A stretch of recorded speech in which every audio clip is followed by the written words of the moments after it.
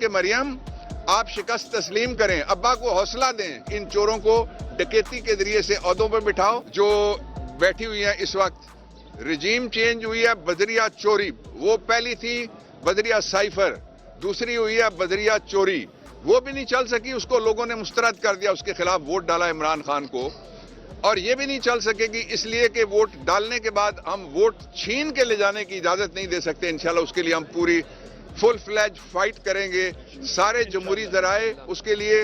سارے آئینی ذرائع اس کے لیے، سارے قانونی ذرائع اس کے لیے، اور سارے فورمز وہ ہمارے لیے موجود ہیں۔ جو اس وقت صورت ہے وہ یہ ہے کہ ایک صوبے میں جو مینڈیٹ ہے لوگوں کا پنجاب کے اندر، اس مینڈیٹ میں جو اپنی سیٹ خاتون ہار گئی ہے، اس خاتون کو ایک گفٹ ملا ہے کہ جی آپ چیف منسٹر ہیں، اور جو اس کا ابا ہے وہ شکست تسلیم کر کے اس نے وزارت عظمیٰ کے لیے پیپر ہی نہیں داخل کیے۔ تو اس لیے میں کہنا چاہتا ہوں کہ مریم آپ شکست تسلیم کریں، ابا کو حوصلہ دیں، شکست تسلیم کرے، چاچا کو حوصلہ دیں اور مشورہ لیں کہ شکست تسلیم کرے۔ آپ کو تو میں نہیں کہتا کچھ بھی، آپ خاتون ہیں، یہ تھوڑی سی تو حیا کریں، کوئی تھوڑی سی تو یہ شرم کریں، تھوڑی سی تو یہ غیرت کریں۔ آپ کو یاد ہے کہ یہ جب پاناما کیس آیا تھا، جب یہ فوراً مٹھائیاں بانٹتے تھے، اس دفعہ پشور دے چکار مٹھائی لے انتظار کرتے بیٹھے رہ گئے، کوئی نہیں گیا انہوں نے دکانہ دی، اس لیے کہ ان کو پتہ ہے یہ شکست خوردہ عناصر ہے، ان کو پتہ ہے کہ یہ ہارا ہوا لشکر ہے، تو ہارا ہوا لشکر اس کے ہاتھ میں پاکستان کی تقدیر نہیں دی جا سکتی۔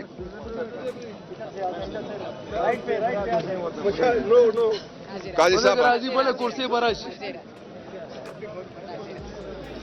قاضی انور صاحب کا میں نے ذکر کیا تھا، ابھی وہ آ گئے،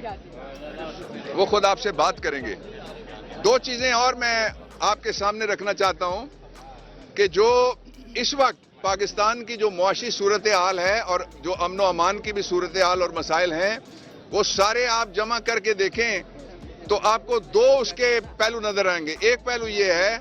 کہ جن لوگوں نے 1984 میں نواز شریف پہلی دفعہ پنجاب کا وزیر خزانہ بنا تھا، 1988 میں پہلی دفعہ وزیر اعلیٰ بنا تھا،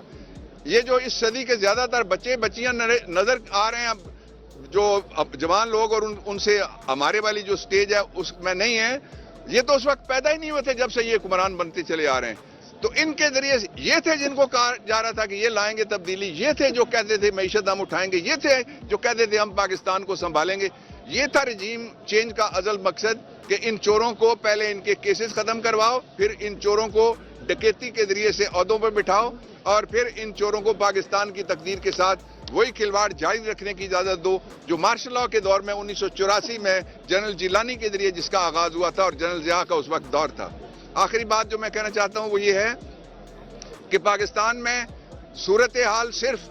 اس کے دو راستے ہیں۔ پہلا راستہ یہ ہے کہ فوری طور پہ جو عمران خان کے خلاف جتنے جھوٹے مقدمات اور فرضی ایف آئی آر ہیں وہ ختم کی جائیں، اور دوسرا راستہ یہ ہے کہ عمران خان کو پورے پاکستان نے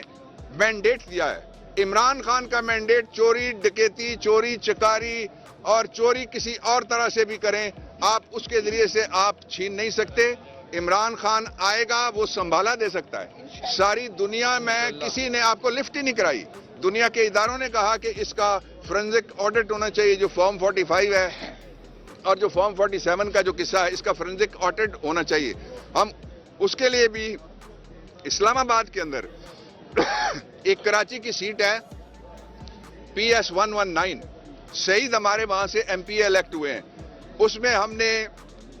الیکشن کمیشن کو درخواست دی ہے کہ آپ ایک جوڈیشل کمیشن بنائیں، اس لیے کہ فارم 45 کو دیکھنا، یہ جو سپریم کورٹ آف پاکستان کا 2013 کے حوالے سے ایک جسٹس ناصر الملک کی سربراہی میں جوڈیشل کمیشن 3 رکنی بنا تھا، جس میں جسٹس ہانی بھی تھے اور ایک جسٹس KP کے تھے، اس کی روشنی میں یہ بہت ضروری ہے، اور اگر وہ الیکشن کمیشن ایسا نہیں کرتا، اپنے فرائض پورا نہیں کرتا، تو پھر پاکستان تحریک انصاف کا یہ مطالبہ درست ہے کہ ان کو سٹیپ ڈاؤن کرنا چاہیے، ان کو مستعفی ہو جانا چاہیے۔